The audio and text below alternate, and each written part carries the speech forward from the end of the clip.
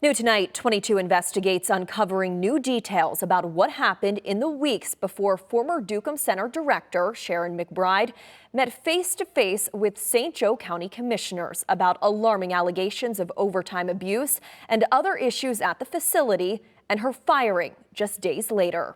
WSBT 22 anchor John Paul with the new details you'll only see here on WSBT 22. For months, 22 Investigates has been working to learn more about the Ducomb Center investigation and its former director, Sharon McBride's termination. Just a few weeks ago, I received documents from a public records request that I filed with the county back in March, revealing internal tension about finances, staff contracts, and what commissioners knew and did not know about it. While under investigation, a South Bend County employee has been formally terminated. It was a showy start. They had no specific policies and procedures. The president of the NAACP said she's never witnessed anything like this. Now, more than 90 days since February's frequent developments about the Ducomb Center and the launch of an investigation into its former director, silence. 22 Investigates has pressed St. Joe County commissioners for details about the investigation.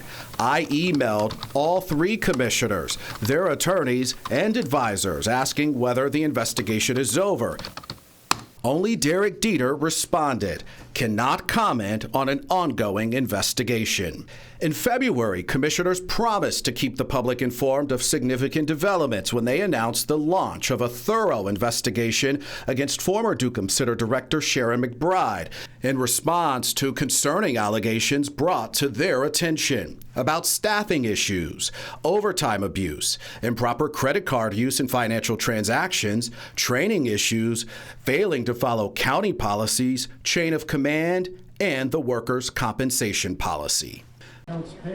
February 21st, WSBT 22 was there when commissioners and their attorney publicly grilled McBride about excessive overtime that led to her mother's $105,000 salary as Ducomb Center's kitchen director. Only 8 days earlier, on February 13th, documents I received from my public records request to help understand what happened behind the scenes revealed how quickly this all came together after auditors rejected a Ducomb Center payment reportedly at the request of the commissioners. The email sent to McBride and Randy Squadroni, the financial director at Ducomb Center, directed the two to reach out to the commissioners directly. Hours later, McBride replied to that email, saying that she reached out to Baxmeyer and Dieter and their attorneys and wants to know why claims were denied. She said the denial is impeding her ability to function as an agency. She also requested a meeting to talk about it. McBride also said delaying payments would jeopardize grant funding with the Indiana Department of Corrections and the state.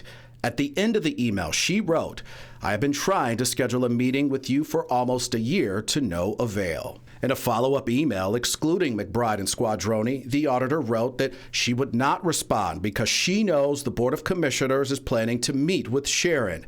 Steve Dalton with Cinder Dalton Municipal Advisors then replied.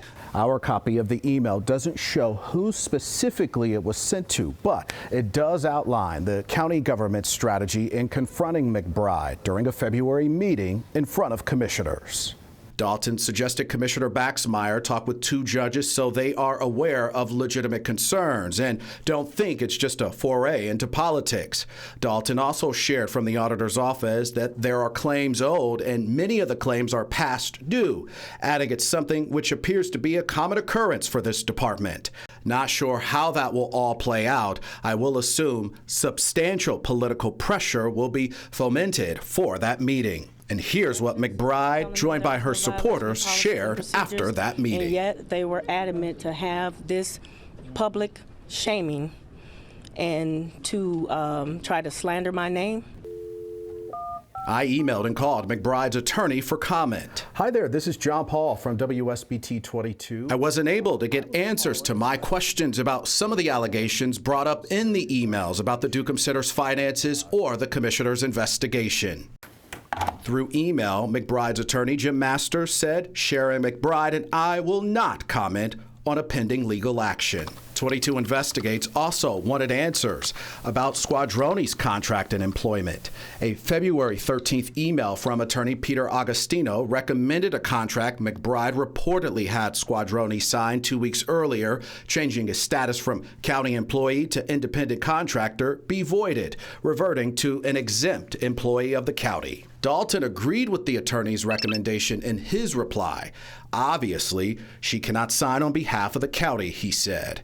It would seem after reading Pete's email that Randy is pulling away from full-time work and perhaps in the future will quit the county, he said.